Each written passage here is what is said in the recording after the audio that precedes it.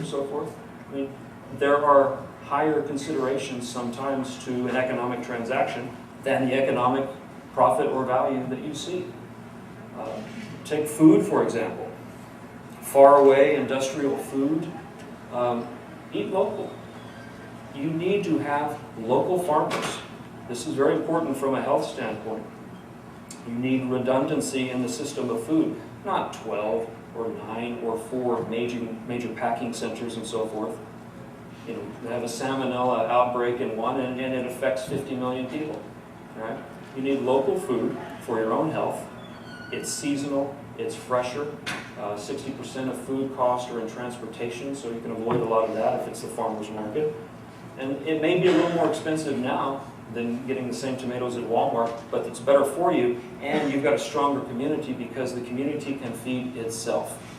All right? Self-sufficiency locally is going to be very important. And if you've got a strong local economy at all levels and good integration, it almost doesn't matter what the national economy is doing or what the dollar is doing and so forth. You're in a lifeboat, lightly tethered to the mothership, which is going down, meaning the dollar and sometimes the country. And as long as your lifeboat has enough diversity inside of it, it can detach from the mothership and you'll float. All right? You won't be dragged down with everybody else who didn't prepare. Another aspect of the secular part of libertarianism, the whole, if it doesn't hurt someone else, you know, no victim, no crime kind of thing.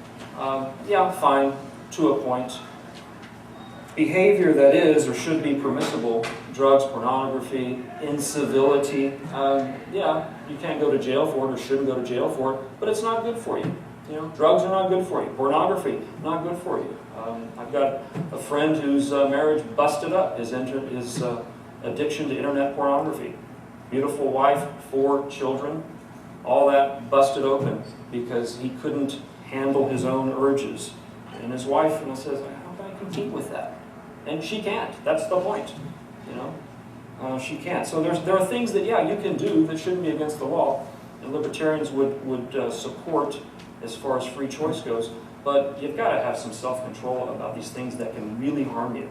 And if libertarianism is all about the freedom to be our sneaky, soiled little selves, then, you know, how far can we go as a people and as a culture? Not far, I would think. There's a quote from a book called J.R. Nyquist's Origins of the Fourth War. Kind of a hawk, conservative guy talking about the fake collapse of the Soviet Union, that we still need to be prepared. But he says, he has a note to the libertarians. He says, we have taken freedom too far. Today's freedom, nothing but soil for the cultivation of dictators. For what is freedom but a tyranny of conscientiousness?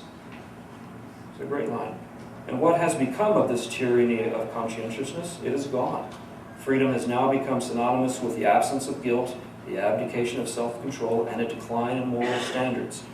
Freedom and licentiousness are now indistinguishable, thus do we make ourselves unfit for liberal institutions. It means liberal in the Jeffersonian sense. So, one quote to kind of encapsulate that is, freedom really isn't the freedom to do what we want. Freedom is the freedom to do what we ought. Okay? And this is all about self-government. And if you do not have self-government, a government from the outside will be provided for you. Okay? That's where most government came from, is most people were not reasonable and self-governing. And so other people were saying there ought to be a law against playing the piano at 3 in the morning next door to me. So, you know, govern yourself and be good examples of a self-governed moral unit.